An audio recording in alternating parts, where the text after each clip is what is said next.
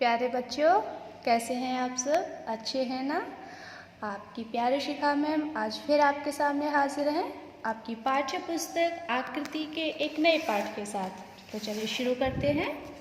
पाठ 10, ये बात समझ में आई नहीं। देखिए हमारी जो कविता है उसमें क्या दिया है, ध्यान से सुनिएगा। मैं पढ़ रही हूँ, सबको अपनी उंगली ऐसे ही रखनी है और पढ़ना है। ये बात समझ में आई नहीं और अम्मी ने समझाई नहीं। मैं कैसे मीठी बात करूं जब मीठी चीज़ें खाई नहीं। आपा भी पकाती हैं हलवा, वो आखिर क्यों हलवाई नहीं। भैया की मंगनी हो गई कल, क्यों कल ही दुल्हन मंगवाई नहीं। ये बात समझ में आई नहीं। नानी के मियाँ जब नाना हैं, दादी के मियाँ जब दादा हैं। आपा से मैंने पूछा ये बाजी के मियाँ क्या बाजा हैं। हंस हंस कर वह यूँ कहते लगी, ए भाई नहीं, ए भाई नहीं। ये बात समझ में आई नहीं। जब नया महीना आता है बिजली का बिल आ जाता है। हालांकि बादल बेचारा ये बिजली मुफ्त लुटाता है। फिर हमने अपने घर पर बिजली बादल से क्यों मंगवाई नहीं। ये बात समझ में आई नहीं। कर बिल्ली शेर की खाला है, फिर हमने उसे क्यों पाला है। क्या शेर बहुत नालायक है, खाला को मार निकाला है। या जंगल के राजा के यहाँ क्या मिलती दूध मलाई नहीं।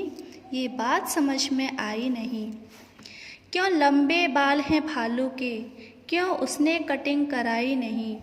क्या वो भी गंधा बच्चा है, या उसके अब्बू भाई नहीं। ये उसका हेयर स्टाइल है, या जंगल में कोई नाई नहीं। ये बात समझ में आई नहीं। जो तारे जगमग करते हैं, क्या उनकी चाची ताई नहीं। होगा कोई रिश्ता सूरज से, ये बात हमें बतलाई नहीं। पर चंदा किसका मामू है, जब अम्मी का वो भाई नहीं। ये बात समझ में आई नहीं।